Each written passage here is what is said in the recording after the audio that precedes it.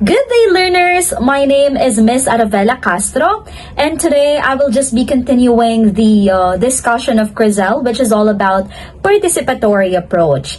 But before I start, let us first have a short recap about her discussion. So in the previous discussion, we have learned that participatory approach involves students and teachers to be more participative in order for them to be engaged in a good and effective learning process.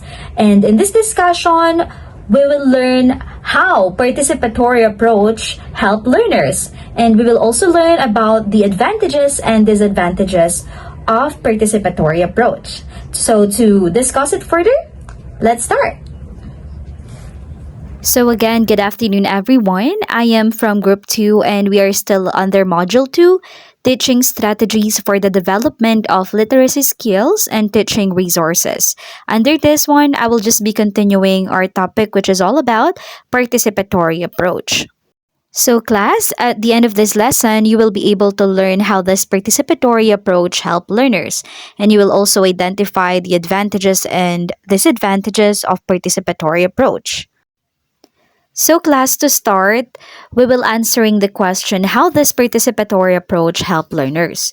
So it says here that students feel more supported as they are getting time to talk to the teacher directly in a more private way because 100% participation is the goal. And this means that every student gets an opportunity to practice literacy skills.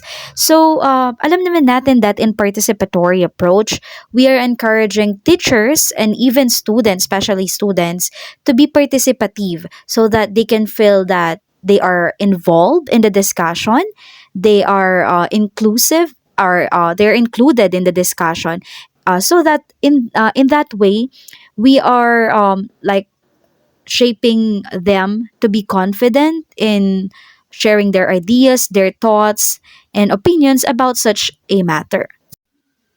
So class, it also says here that students must practice communicating their problems with the teacher. So how is that?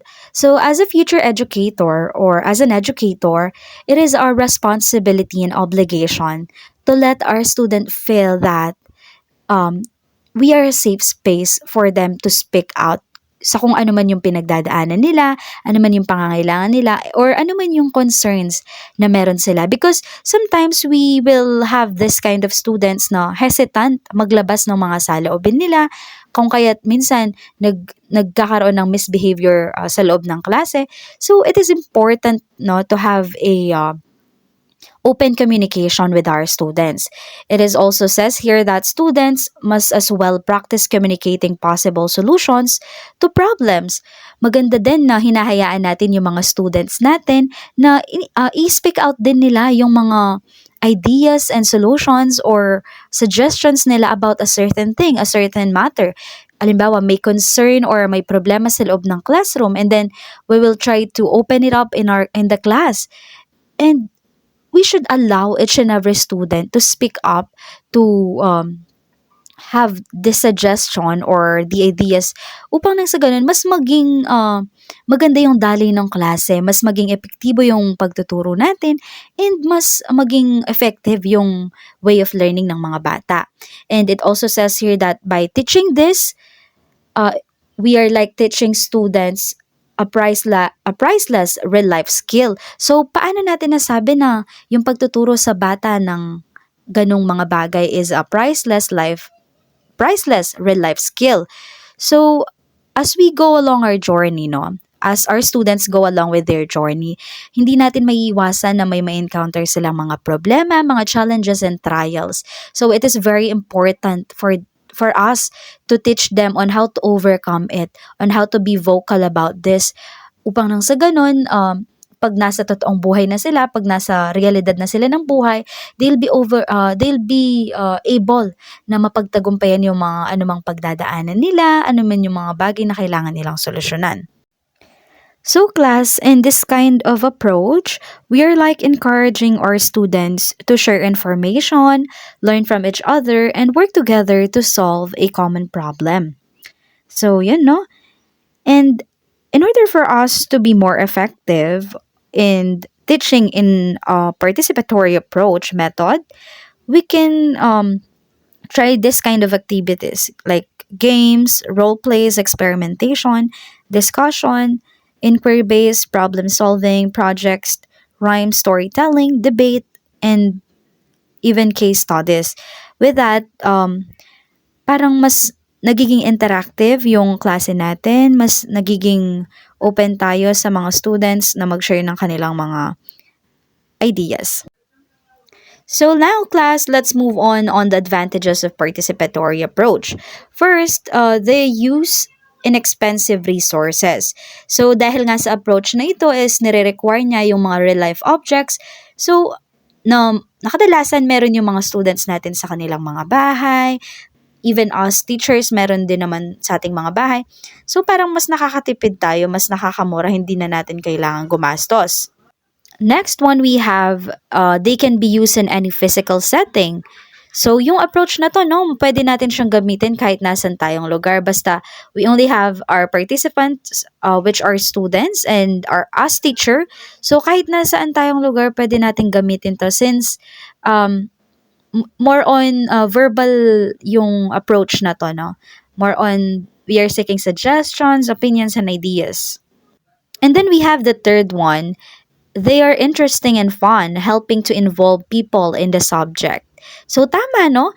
Dahil yung approach na to I notice, no, parang more on sa mga kinesthetic kind of learner siya.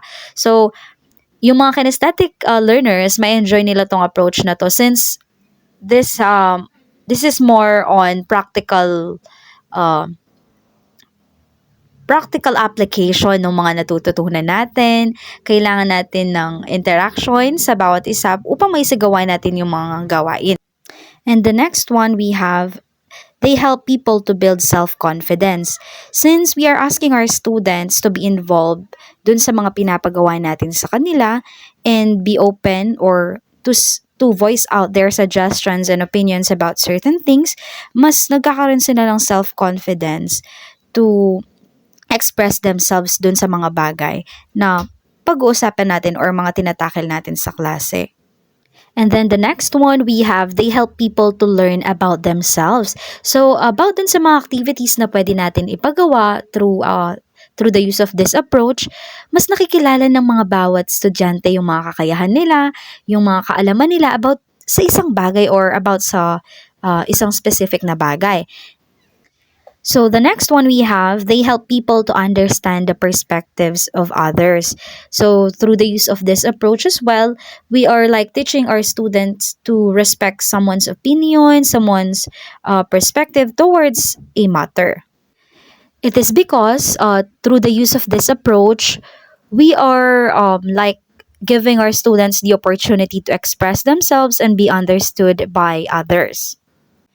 So next, we have participants with different degrees of experience and literacy can use them. So sabi ko nga, on this approach, we are more on practical applications ng mga nalalaman at mga natututunan natin. So we can also use yung mga emergent literacy, yung mga traditional literacy na mga nalalaman ng mga bata, no? Mas na-apply nila dito sa approach na to. And then next, we have, they prevent individuals from being singled out for what they know of or don't know. So, parang mas dinadagdagan din natin yung mga kaalaman ng mga bata dun sa mga bagay na nalalaman na nila or much better yung mga bagay na hindi pa nila alam. Through the use of this approach, mas na-enlighten yung kaalaman ng mga bata. And then it also says that they are less intimidating for less confident participants. So, mas mas nabibuild yung confidence ng ating mga students with this approach since nakikita nila na yung mga kamag-aral nila, yung mga co-students nila, they're also open in giving their suggestions and opinions about a matter. Throughout this approach as well, they can help people to analyze complex situations. So, dahil nga sa mga tulong ng mga suggestions, ng mga opinions, and ng mga ideas ng bawat isa, mas napapadali yung mga complex situations na pinagdadaanan ng iba or na kailangang solusyonan ng iba. And it also says here that outcomes are often documented during the process and do not depend on jargon. So on this kind of approach, yung mga outcomes natin, yung mga natututunan ng ating mga students is nakikita natin siya while we are on the process of teaching and learning, and we are on the process of learning as well. So during this process, we are not depending on jargon or yung mga salita na ginagamit lang ng mga expert na sa isang bagay, ganon. And this approach is also memorable since we are on the practical application. Mas nakakabisado or mas natatandaan ng mga bata yung mga natututunan nila since they can apply or they can practice it sa kanilang araw-araw na ginagawa. And lastly, we have lesson learned can be brought back to local communities or organization. So, yun nga, no? Na-apply nila kahit saan sila. Kahit wala man sila sa school, sa bahay man sila, or nasa mga kanilang mga organization, or, community, mas na-adapt nila yung mga learnings. At na-apply nila ito sa iba't ibang mga sitwasyon at lugar. So class, now let us all move on to the disadvantages of participatory approach. First, we have they are difficult to plan because planning often depends on what the participants wants to do. So, hindi natin, yung ganitong type of approach, hindi natin siya mapaplano because we are depending dun sa pangangailangan ng mga participants natin, ng mga students natin, kung ano ba yung concerns nila, yung mga questions nila, yung mga inquiries nila about sa isang bagay. And next one, we have involving stakeholders takes time. And then we also have it can take time for people who are used to being students rather than participants to feel comfortable with these approaches. And next one, we have facilitator techniques can be difficult to master and use effectively. And then it also says here that they can make people feel uncomfortable, for example, about drawing. They can be difficult to document in a report format, but can be documented while using photographs or by keeping flip charts.